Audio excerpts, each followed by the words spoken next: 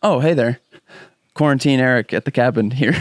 Today I'm going to be releasing a video that I made for my Patreon. If you're not familiar with what Patreon is, it's just a small monthly subscription, just $10 a month, where I give long form content where I basically just have no cuts and I speak my mind and give everybody access to all my thoughts and processes with my business, with photo and video. So today I want to share with you the Patreon video I made a few weeks ago about how I plan on making money in 2020. Now, if you are a patron of mine, do not fret. This is only something I plan on doing 3 to 4 times a year, releasing a Patreon video retroactively on my YouTube channel so that people on this platform can see what is available there if they want access to it. Plus, everything is still evolving and changing. I just booked 2 new jobs that I'm going to be talking about on Patreon in the coming weeks, and I will be consistently every month on that platform discussing how I will continue to make money this year with the pandemic. So if you have any questions, please let me know in the comments below. If you're interested in the Patreon, again, it's only $10 a month. I'll link it down in the description. Enjoy this video.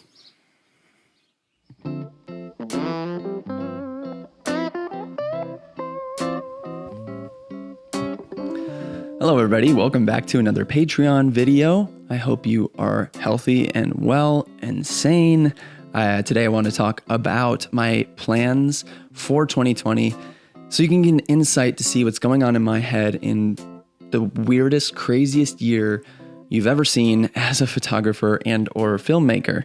So I hope that this insight helps you in the process and processing what you're going to be doing this year, as well as maybe a little bit of advice on what some of the next steps should be for you, maybe even just being able to pick my brain and applying what I'm doing to what you're doing, or even letting it inspire creativity in what you want to do in your business. Because after all, I'm not the be-all, end-all on what needs to be done. I just want whatever I teach here to be inspiring and motivating you guys to action and doing whatever you want to do with your specific business, with your specific creativity. So just take it all with a grain of salt. And I am going to be getting into some financial stuff, and I'm not a financial advisor. Legally, I'm obligated to say this. It's not technically advice. It's just an insight as to what I'm doing. And if you want to apply any of those things, you're more than welcome. But I'm not technically giving you advice about that. I primarily photograph and film weddings as my career, as my means of income. And almost all of my weddings for 2020 at this point seem to be postponing to 2021, with a few exceptions. Maybe 3 or 4 this year out of the 13 that I booked might stay within 2020, either doing a much smaller like elopement style thing or going out west and tiny little family ceremony situation. And then the ones later in the year still holding out to see if they can still do their wedding, which it almost feels like inevitably will be moved. September, October, even the later months are moving. Before I get into all of the specific things that I am doing this year, I just want to say that some people are charging a postponement fee, like a rebooking new date fee, which is perfectly acceptable. If one of your couples is moving to a popular date in 2021, you are blocking out that date where you could have been getting another wedding. And so it's not unreasonable to ask them for a fee. And a lot of people I've heard have been doing a 25% fee off the total of their contract. I am not doing that because I think that it's putting a couple in a really weird place of feeling like they need to, even though it's not their fault that they need to postpone their wedding. And I kind of fall in the camp of I just don't want to put that much more pressure on them. But I completely understand people in financial situations where you need to do this. So just know that that's an option. But unless your contract says that you can do that, you can't actually charge them legally, from what I know. And so you just have to keep the conversation open, saying, due to the coronavirus, due to COVID-19, I'm not able to make the same amount of money I was going to this year. And so I'm asking for a postponement fee, a rescheduling, new date fee, and seeing what they think about that, kind of gauging that. Like I said, I'm not going to be doing that. I'm going to be hustling in different ways, which I want to share with you, and just keeping that relationship really rock solid with my existing clients, making them as happy and stress-free as possible so that maybe they might purchase more from me on the back end, whether it be prints or albums or more photo sessions, more video content, anything like that, because of the experience they had with me. So that's just kind of my philosophy about that right now. So I just want to jump into it. We're going to talk about shooting first. In 2020, I am going to be shooting as much as I can legally and according to the rules. So that's not quite there yet. In Chicago, at this point, we are able to photograph outside as long as we are following social distancing guidelines and we're not in a group of more than 10 people. But all of the really popular places to shoot are all closed. So I'm not aiming on shooting right away, but maybe starting in June and July, I want to start offering portrait sessions, family sessions, headshot, mini sessions, pop-up, styled sessions, talking to planners and getting more stuff in the portfolio right now. If you're doing video, in years past, I've done a bit of commercial work for brands in Chicago, for companies in Chicago, reaching back out to them and talking, hey, do you need any more content for your website, for social media? Whenever those rules are lifted and we're able to start doing those things, I want to start using all of my skills for photography and video to start making some money, bringing in some cash flow since I'm not getting my last payments on any of my weddings for this year. I'm not going to be charging my normal rates that I normally do in a typical shooting season. I'm going to be negotiating my rates. So a lot of these sessions that I'm going to be approaching, I'm going to contact people, let them know that I'm offering these things, tell them what my normal price is. So for example, reaching out saying, hey, I would love to do a portrait session with you guys, maybe a past client that I have, or a family member or a friend. I normally charge $500 for a 1 hour session. But if you guys are interested in this, let me know a price that would work for you. Since I'm not making any money from shooting any weddings this year, I need to supplement my income somehow. So what would be reasonable for you? What would you like to make work? And let's make that happen. And just going in with that expectation will land you so many jobs this year. Obviously, again, within guidelines, making sure you're following all the rules eventually once things are lifted, and negotiating and talking about those prices so that you can get some cash flow going and building a portfolio all at the same time. Really good things. Now, a lot of clients or a lot of family or friends, people knowing that you're in this situation who haven't lost their job, who still have a salary or whatever the case is, they might be willing to pay your full rate if you just extend that out to them. You never know. And so you just have to reach out and you have to try. A lot of people in a typical season, a lot of photographers, a lot of filmmakers will tell you that you need to charge what you are worth. And while I agree with that sentiment, we are in totally uncharted territory right now. And I know a lot of us are hurting financially. And so we need to make sure we can find ways to make money in whatever way possible. And more than just making cash in that time of shooting those portrait sessions, making video content for people, shooting for stock footage, all of those things are also helping you build a portfolio for when things do finally start to lessen. When we approach 2021 and subsequently 2022, you will have a more robust portfolio of a bigger breadth of work that you can start pitching to people and pitching to potential clients and companies. So that's how I feel about shooting this year. Obviously, it's all going to be conditional about when things are lifted or when restrictions are brought back in, but you can start getting creative about that stuff too. There's people all over the internet doing FaceTime sessions, video chat sessions. I know my pals over at Mango Street just did a video about that. That could be a really interesting way for you to contact maybe models or people who want to have some sort of digital headshot. Just start getting creative about how you could potentially make money while you're still at home, while you're in lockdown. And so me specifically, I know the porch sessions is a hot topic right now. Now, legally, we are able to do that in Chicago. So that is just up to you on what you feel safe doing and what you feel is appropriate during this time. Now, if you have a family like myself, you might be considering doing something like that because that is the well-being of your family. So that's just something that you need to gauge for yourself. Next part, learning. Oh yeah. I'm continuing my education through this time. So people that I absolutely love watching on YouTube, we have Mango Street, Matt Day, who's a film photographer, photographs his family a lot. I'm also really excited to be checking out a new channel that I just found.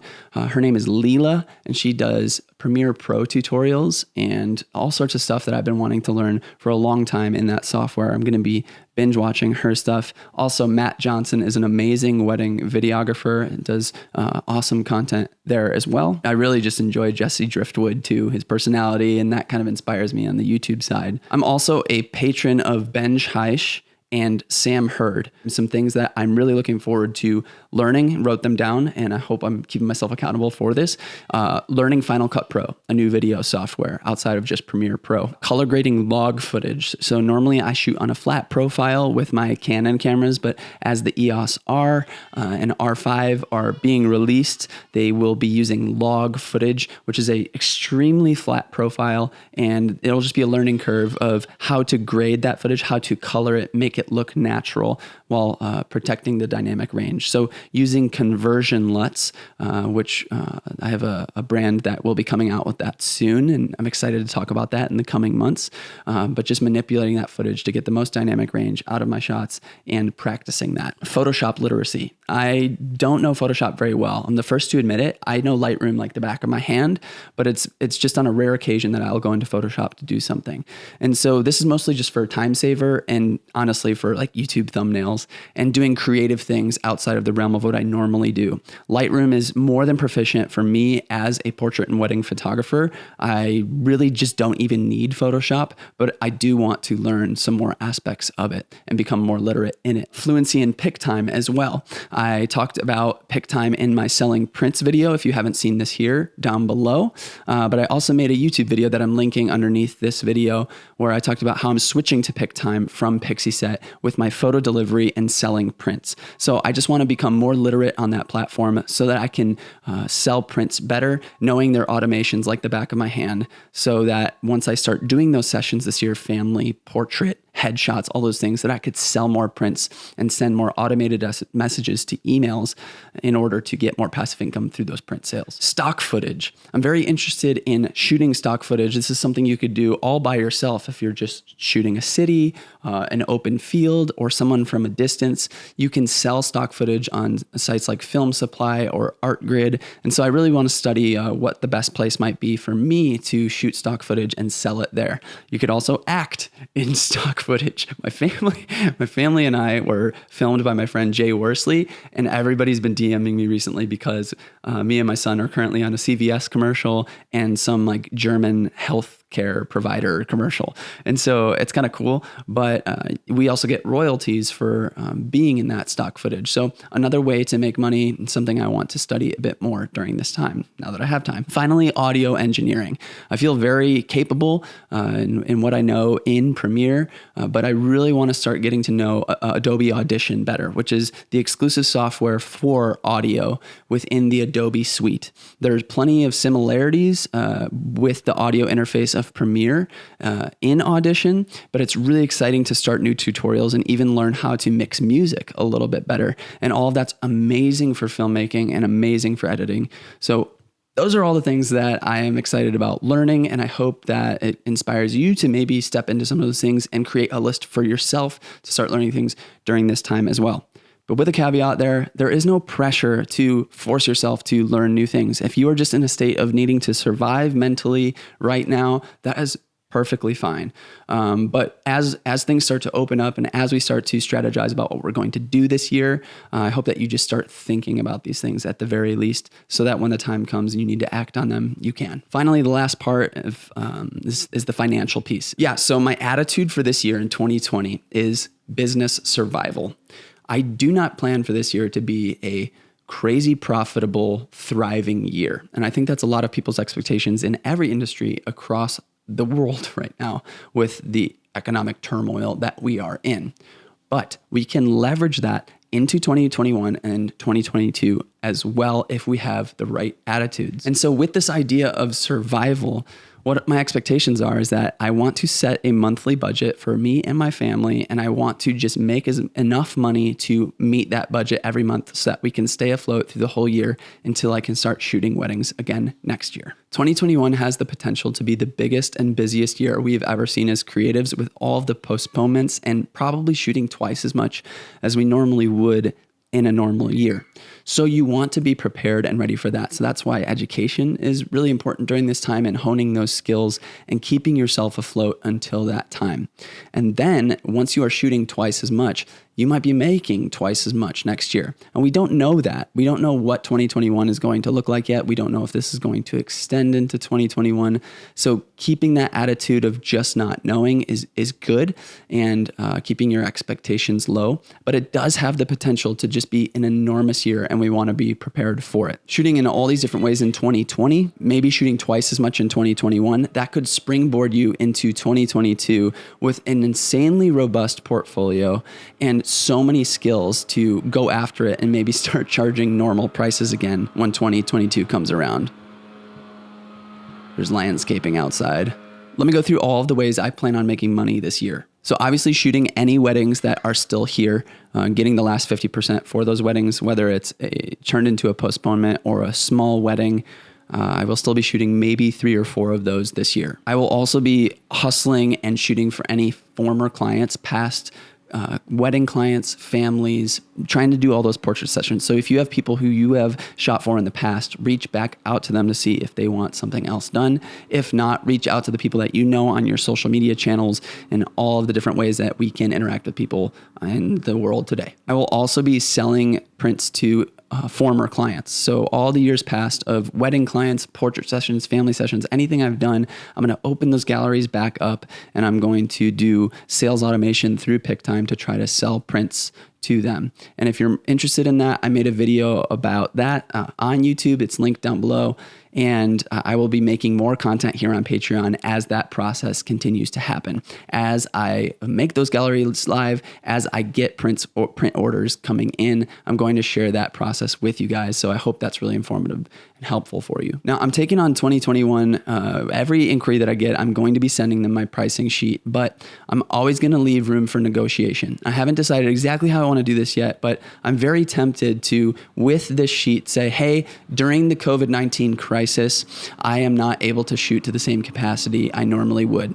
Therefore, prices are going to be negotiable through 2020 and through 2021. So please reach out to me and let's have a conversation about where we can meet in the middle if your budget doesn't reflect what I charge.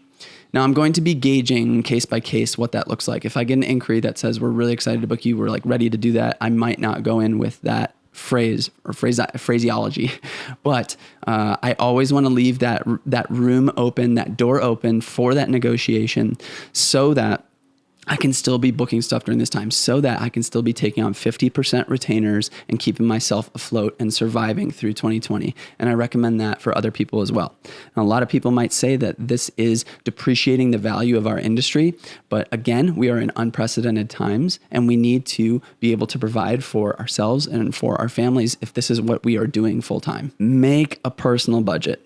Make sure you are sticking to spending the least amount you can right now. Currently, in last month in April, we spent $4,600 as a family, which for us is pretty low living in a city like Chicago, considering about 40% of that is our mortgage. And so make a strict budget for yourself. And that means trimming the fat. If you are, signed up for a monthly service of something that you never use, get rid of it. Netflix, Hulu. For me, it was Smart Slides with photography. I never used it. I wanted to, but it was always a pipe dream. I just never used it. I just canceled it. Maybe it's Patreon. I'm going to go ahead and say it. I want you here. I hope this is valuable to you, but I don't want you to feel the pressure of needing to be here and spending $10 a month if you don't find this information valuable. But it is my hope that this is so valuable for you at $10 a month that you want to keep going. So that's inspiring you and helping you to make more money later. Can't thank you guys enough for being here and helping me in the process of doing this and sticking around through this. And I hope I can be a help and a resource for you in this time. But I know transparency always wins, and I want to be fully transparent with you. And I'm not going to be angry at you if you decide to bow out and not be a patron at this time. I totally understand. I will also be selling education. So through Patreon, through my YouTube channel with ad revenue and affiliate sales and that kind of passive income. But also I might be launching one-time classes, or maybe a full video of my 2-day workshop, maybe sometime in the summer or the fall digitally. So this is another way that I can make passive income for myself. And this might not be applicable to you. You might not be interested in doing education or starting a YouTube channel, but now might be a great time to do it if you've always dreamed about doing it. We're starting a YouTube channel for my wife, Nestled Home. That's her brand for interior design. So we're really excited to get that started, as well as starting a financial YouTube channel with my studio mate, Mike. I'm very excited to get that off the ground as well. I just feel like it's a really good time with the extra time I have outside of shooting, not being able to shoot at the moment, to get those things off the ground and get them started to be potential revenue streams later. I know I already mentioned this, but we just have no idea what 2021 is going to hold. But if you take necessary steps in building a portfolio and trying to hustle as hard as you can in any way possible this year, you will be building a portfolio for the years to come, and you will be growing skills that you can use later on once we can use these skills. So it's just important to continue to use your time efficiently. If that means you're not working a full 40 hours every week, that's totally fine as well. But just keep these things in mind as we move forward, as things start to open up, and as we start to see hope as business people, as creatives. Hope this was super helpful for you guys. My hair is so weird right now. Diversifying your skills and your income will always set you up for success in every season. So just be brainstorming about how you can be doing that in this time. Thank you so much for listening and watching. If you feel like this is really helpful for you and you want to share it with a friend, as I said, I'm trying to grow this in this time. So if you want to send it to a friend, my Patreon page, if they might be interested in signing up to become a patron, I would greatly appreciate that. I hope you guys are well. Please continue to stay safe and sane. And as always, you can leave questions in the comments or shoot me a direct message here on Patreon. Hope you guys are doing well. Just extra hope you're doing well. I will see you guys in that next video. Later.